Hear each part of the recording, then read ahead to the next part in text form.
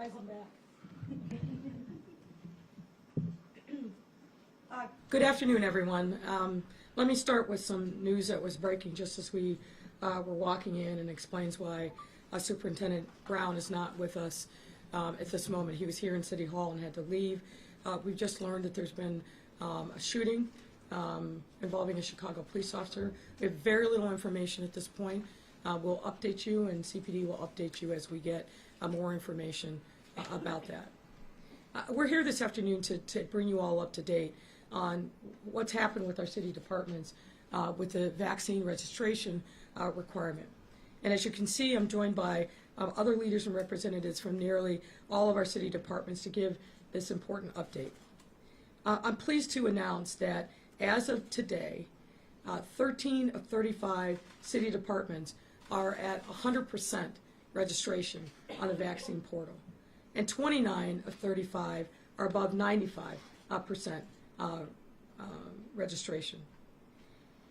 That means in total that we have 79% of city employees who complied with the vaccine mandate, and of that 79%, 84% are fully vaccinated, meaning that we're now one step closer to moving past this pandemic. And fundamentally what this all is about, it's about saving lives.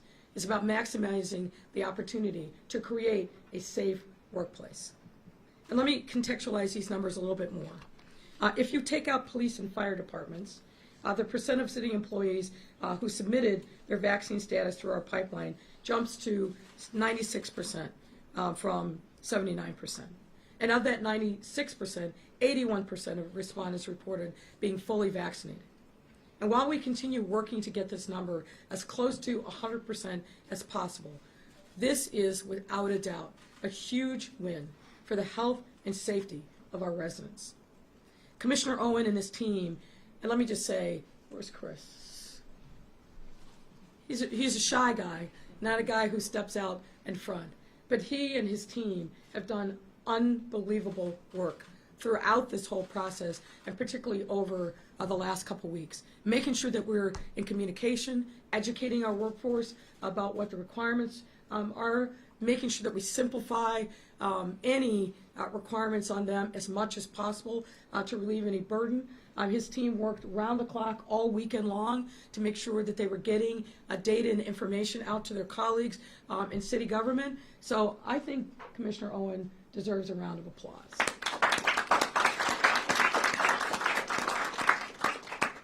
So he and his team are going to continue to work to clean data to share with all of you as soon as possible.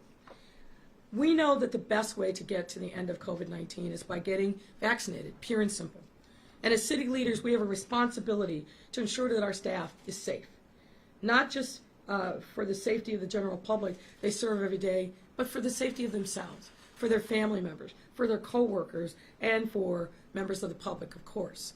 As I've said before, but it bears repeating, the health of our city workers directly impacts the health of those that they interact with on a daily basis, making it critically important that these interactions are as safe as possible for everyone involved.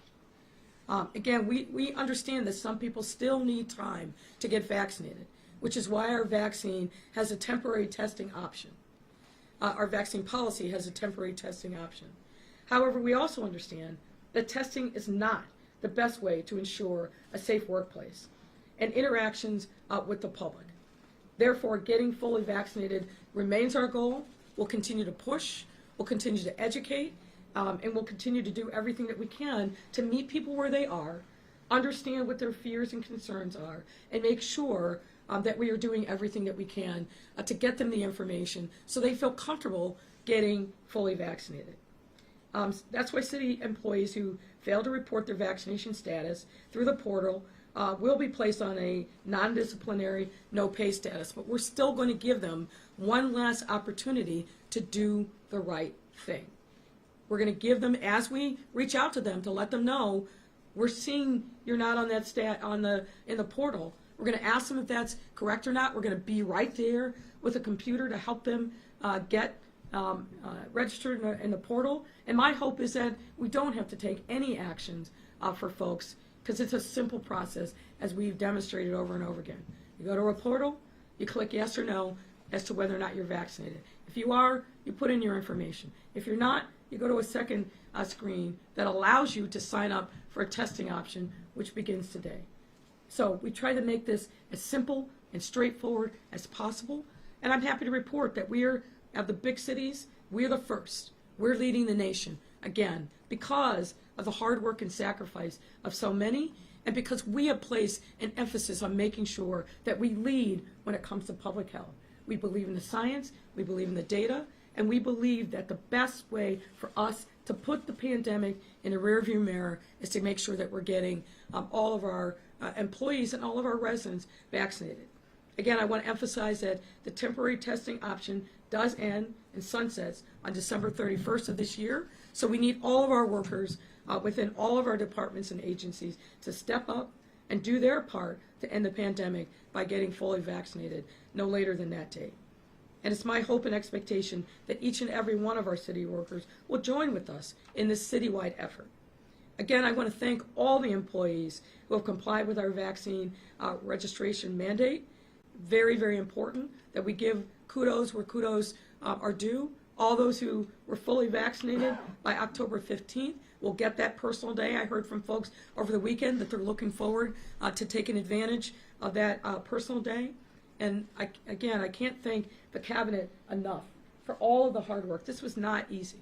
This took a lot of work across every city department and a lot of effort and energy to these folks who are the leaders of our city departments, and the others within the city departments that really made this happen.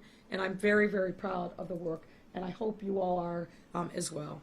And at this point, we're happy to take your questions. Thanks a lot, Mayor. We're going to get up with Tamam Bradley up front, and 2 questions per reporters, ladies and gentlemen. Thank you. Mayor, thanks very much.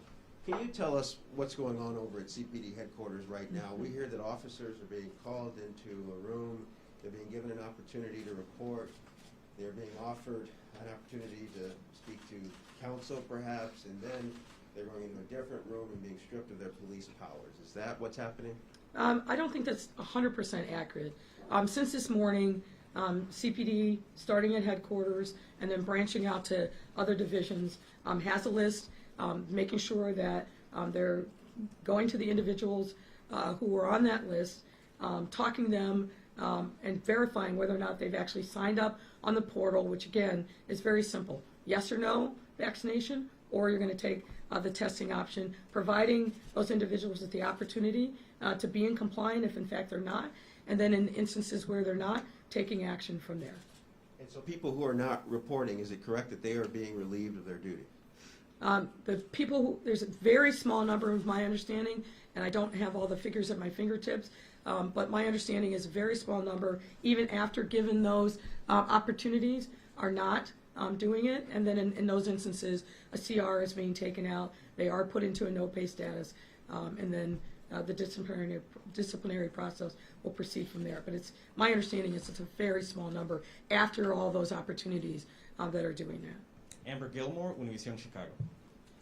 Actually, I do have a question more about in general, COVID, the numbers, if you mind discussing, or we have Dr. Awardi, if you have a second for us.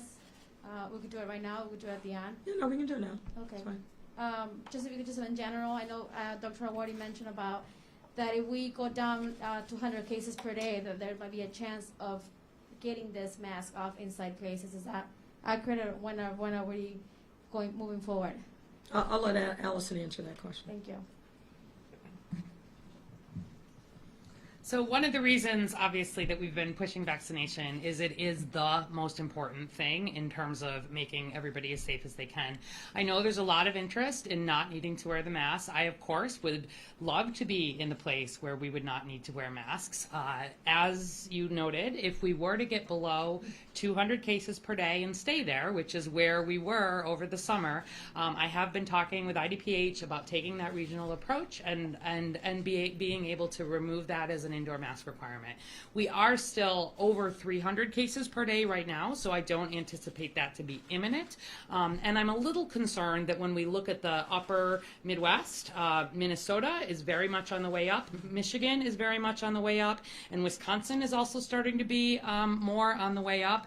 It's colder up there, and we know that typically as cold weather comes, we see respiratory viruses start to spread. That we always have a flu season, we have the childhood virus season, and so really my focus at this point is around vaccination, because where we can get folks vaccinated now, it helps protect them through the flu season and what will likely be, I would expect, some increase related to weather. So certainly we're continuing, I'm sticking to those numbers like we shared them from the beginning. If we get out of that substantial risk category, I'd be very happy. But really looking ahead, we'll have a better sense, I think, by about Thanksgiving. And really, we're going to be putting out tomorrow when we share this. Right now is the time, if people are not vaccinated, to start getting that vaccine if you want to be fully vaccinated by Thanksgiving and you want to get both of those doses. So now's the time to do that. And part of the reason for the timing of our requirement at the city level was also getting ahead of what could be a fall and winter surge. All right, Dana Kozlov, front and center. And Dana, before you ask your question, I just want to add a little more color, if you will, to the comments that Dr. Artie made. If you think about where we were a year ago, we were in the midst of a fairly substantial surge in cases. We had no vaccines at that point. We were seeing people going into hospital ICU rooms, and I think it was right about this time that Dr. Artie and I came out and said, this Thanksgiving can't be like other Thanksgivings. Stay home in your family unit and don't celebrate. We're not doing that this year. And why is that? Because of the vaccine. Because we've seen so many people across our city and really across our country get the vaccine. It's made a world of difference. We're not out of the woods yet by a long shot, but we're getting there because of the vaccine. Go ahead, Dana. Mayor, you are saying you understand it's a very small number of Chicago police officers who are being placed on no-pay status. We are being told by some that it could be dozens or a couple hundred officers. With that and a police officer vacancy of, depending on who you talk to, 900 to 1,600 officers right now, what concerns do you have about how this might impact public safety? Well, look, what I've said is this. It's a very simple, non-burdensome, non-intrusive process. And I think what I'm hearing anecdotally, for those who are having those conversations today, because they hadn't signed up before, they're seeing with their own eyes what it actually is. They're going to the portal, they're seeing the very minimal amount of information that's being requested, and most people are understanding that whatever they thought it was, it's something very different. Whatever they'd been told, frankly, in many instances, they weren't told the truth. And so there is, I think, an eye-opening moment for many people that this actually is a pretty straightforward, non-intrusive process. Now, where the rubber is going to hit the road, obviously, is for us, is educating people to get them vaccinated before year's end.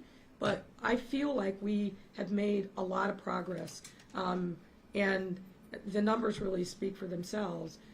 We have made a significant amount of progress as we've gotten people focused and educated about what the requirements are, but in particular, disabusing them of a lot of the noise. So, again, we'll see how the week plays out, but I think it's pretty straightforward.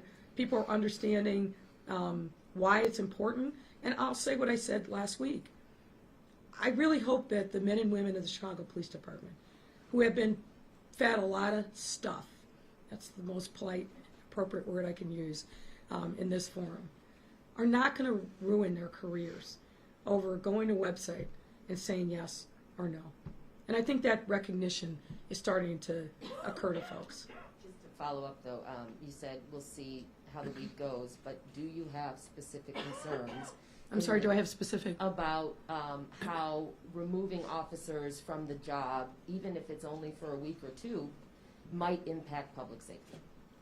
Well, look, you know me well enough from this podium. I don't engage in a lot of hypotheticals. Obviously, we have contingency plans that have been in place for quite some time. I think what we're seeing is the number of folks who are actually, after being given the opportunities and even a direct order, saying no is very small, very small. So I'm not seeing, at least for through this day, that there's going to be any disruption in our ability to keep our neighborhoods safe. We've got to keep plugging away at this. There's a lot more people that have to be reached, and that will play itself out over the next couple days. But again, I think the important thing is this is a really straightforward process. We're not asking intrusive information. You have the option to go to to the testing option, and the truth is, a lot of them are actually vaccinated. So this isn't about, to me, it's not about vaccination. This is about something else. And as I said, I think our young men and women in the police department are smarter than maybe they've been given credit for. They're not going to risk their careers by being insubordinate and having in their jackets the fact that they defied a direct order of their supervisors. I don't see that. Okay, Mary Ann Ahern, NBC5. There has been some reports that there was a judge that got involved, perhaps that the fire department might have someone from their union to stop this checking and no pay status. Is there any kind of judge? I have not been given any information to suggest that that's so. You know, of course, that the police department, the police unions filed a TRO last Friday following our action in court, but I have not heard. I'm looking at Commissioner Holt, who's shaking her head no, but obviously if there's something that's happened, I actually just saw the head of the fire union as we were walking out, shook my hand, was very cordial as he always is. So if there's something that we need to report, we definitely will. And then finally, one of the issues that the FOP president talked about today, he keeps saying this is not about the vaccine, it's about bargaining, and that because that he didn't feel that there was they were at an impasse and wanted to go to arbitration, CPS testing is being paid for. Police, they have to pay for their own testing. Everybody that's a city employee, on their time, on their dime. Everybody that's a city employee, obviously CPS is its own system, but everybody who's a city employee, we're not singling out any department, certainly not the police department. Anybody who opts for the testing option, and we've been very clear with every union since August that testing, once we put it on the table, it's on their time and their dime. It's okay, Yasha. So it's not something that's unique to the police department. Every single department. But CPS is separate. CPS does not have. CPS is a separate entity. They're not a city department, so we don't control, obviously, what goes on over there, and they've worked out an arrangement with the CTU and the other unions that represent the CPS employees. All right, Megan Hickey, CBS. Also CPS related, we've gotten a couple complaints from teachers who've said that they were planning to get tested on a certain day, and when they reported to the nurse's office, there weren't enough testing supplies. Wondering if your office was aware of that, if there's a supply issue. I'm not aware of that being an issue at all, and frankly, there's testing resources all over the city, and they can either go to the testing at their local school, or they can go to a number of other testing options, whatever is most convenient for them. But testing is still very widely available, so there should not be any issues. And I haven't heard that trickle up to my level, that there's an issue regarding testing availability. Viviana Avila from Univision Network. Hello. There has been any effort from the mayor's office and the police union to talk about this vaccine mandate? Is there any effort to sit down and talk about this vaccine? Oh, I mean, we've been talking to the police union since August. So I think Mary Ann may have raised the issue. There's allegations by the union that we haven't bargained in good faith, that they haven't had sufficient time. That's just simply not true. If you look at the papers that we filed in court, we detailed literally every meeting and all the efforts that we made. There were some weeks where we didn't meet, but not for lack of effort on our part. we were trying to consistently bring the unions to the table for a whole host of reasons, not the least of which is we wanted to be able to make progress. And the few times that they came back to us, they came back with proposals that they knew were absolutely going to be unacceptable. Like, well, I won't go into the details of that, but the bottom line is we worked hard with every single union that represented city workers to make sure that we got their feedback, and the policy was absolutely modified as a result of the feedback that we got from a number of different union partners who came to us in good faith, expressed concerns that they were hearing from their membership. Now, we weren't ultimately able to get a deal with any of them, but it wasn't for lack of effort on our part, and certainly it wasn't for lack of effort with the various police unions, FOP, the unions that represent sergeants, lieutenants, and captains. We were at the table and consistently trying to reach an accommodation with them, but the record, I think, speaks for itself. All right, Mariah Wolfo from WBZ, last reporter of the day. Yep. Hi, Mayor. I also have a couple of questions from colleagues who aren't here. Sure. But one from me, the FOP attorney indicated on Friday that the union might be satisfied if there was a third option to say, you know, I don't want to share my status, but I'm opting for regular testing. Is that something you would consider? No. Okay. Look, we've been at this since August. We gave them every opportunity to come to the table. And candidly, the FOP tried to, those of you who are old enough to remember the term rope-a-dope from, I think, Muhammad Ali boxing, they tried to rope-a-dope us. They didn't come to the table. We need more information. We don't have time. We need to consume the information. You know, look, we get what the game is. But the bottom line is, like with every other union, 39 of which, or 38 I should say, that represent city employees, we sat down at the table, we tried to understand what their issues were, but no one can say that we didn't bargain in good faith with absolutely every single unit that was at the table, FOP and the other police unions as well. We tried mightily because it's obviously better if we can reach some kind of common ground. But you're going to negotiate, and once we bring you to court, that's not the way to get things done. Okay, thank you. And then from the Daily Line, last week Alderman introduced 8 budget amendments, including proposals to cut vacant police positions, reopen mental health clinics, and end the city's contract with ShotSpotter. Do you see room for movement on any of those items, or are you going to push to keep your budget proposal as is? Well, I haven't had an opportunity to digest them because they were literally coming in up till Friday. But as always, we work in good faith of the members of City Council to see where we can reach some common ground if possible. So we'll evaluate those, reach out to, and we've already started that process of reaching out to the sponsors of the various amendments, and where we can reach some common ground, we will. But the most important thing is we got to move forward. We got a lot of people across the city that have significant needs that we've got to meet now and in the future. Okay.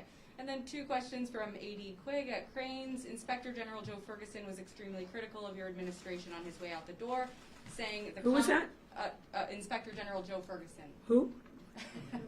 Former Inspector General Joe Ferguson was extremely critical of your administration on his way out the door, saying the competencies simply aren't there in this administration. As someone who ran for election on a platform of good governance and reform, what's your response? Well, I think my record speaks for itself.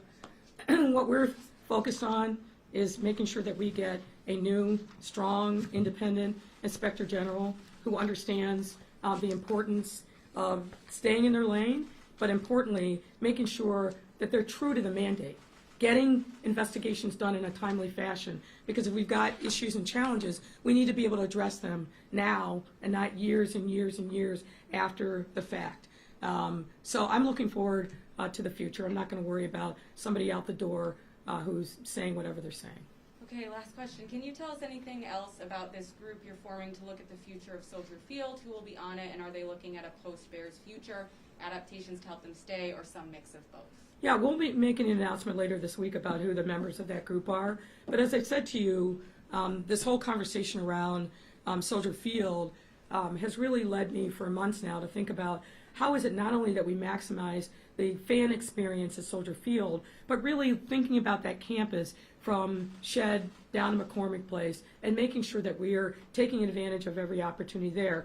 consistent with the law, and obviously we'll be engaging with Friends of the Park because they're an important stakeholder here. But I think there's lots of opportunities for us. We're going to look at what other cities in similar situations have been able to do over legacy stadiums, and I just think that there's a lot more opportunities. I was there yesterday. I won't talk about the result and my feelings about Aaron Rodgers, but we can reserve that for another day. But I do think that there's a lot that we can do to really maximize the experience for fans, both in terms of traffic management, dining opportunities. I don't think it makes sense to me that we've got this incredible asset of Soldier Field that is a very sought-after venue, but we see that from August to January it's locked up primarily around Bears-related activities, but the rest of the year there's not much going on there. And I also think that we've got to provide some dining opportunities on that campus so that families have more options than very high-priced chicken fingers within the cafeterias at the various museums. I just think there's a lot that we can think about and do. And obviously the Bears are going to be part of that conversation. We continue our discussions with them. But it's a bigger issue than whether the Bears stay or go, as far as I'm concerned. And Mayor, Craig Wall was already here. I just want to give him a chance to ask his question. Mayor, Okay. pardon me if I'm asking questions that my colleagues asked. Yeah, no I problem. wasn't here to hear them. But obviously, it seems that FOP was trying to test your resolve in this whole matter. Is this action that you're taking today against them, is this just meant to send a message to them? And let's be clear, it's not an action against the FOP. I deeply believe that the only way that we can maximize safety in our workplace is by getting our employees vaccinated. And somebody raised a question the other day, which I thought was a great question. I think it was Heather Sharon. How can people feel confident that the city workers that they're interacting with on a daily basis are there to actually help them and not transmit COVID-19 when they respond to city residents when they're in need? And that's the question. And the only way that we can answer that in the affirmative, that our city workers are really there to help them, and of course they are, but to keep them safe, is by getting vaccinated. Members of the public have a right to feel that level of confidence from the variety of city workers that are out in neighborhoods and interacting with residents on a daily basis. So I don't view this as, Lightfoot against the FOP. I think that's the wrong frame. What this is Lightfoot and all of these city commissioners and leaders saying, we're going to stand up for public health and public safety, and we're going to make sure that our workforce is as fully vaccinated as we possibly can be. Do you have concerns about what this might do to police morale? Well, what I have concerns about is seeing more officers die needlessly of COVID-19. Again, you're all aware, we had 4 officers who passed away in 2020. Every single one of them from COVID-19. Every single one passed away before the vaccine was widely available. I want to make sure that our officers who are literally working their tails off every single day, risking life and limb, are absolutely able to take advantage of this life-saving vaccine. That is a key focus of mine. I don't want to see more officers die needlessly. You've seen the reports over and over again. There was another report this morning. Number 1 cause of death in law enforcement in our country is not the things that you would expect. It's COVID-19. It is shocking, but preventable if we get people vaccinated. Thank you, Mayor. That's a wrap, everyone. Thank you very much. Is there any way I could just clarify? Yes. I just want to make sure we have the right numbers. Okay. Okay, so 1333 said no, but there's more than 4,000 police officers who did not respond. So you have to go through on more than 4,000 officers, correct? I don't know that that's the right number. Chris, do we have an updated number for that? I'm sorry about that. I don't want to report the wrong thing. Hold on, let me just check my cheat sheet here. 4,453. 4,543 Do you have not it? responding. Is So you that the have right more number? than 4,543 officers. Pardon me? who are not, Just give us a second. You want to come up to Chris?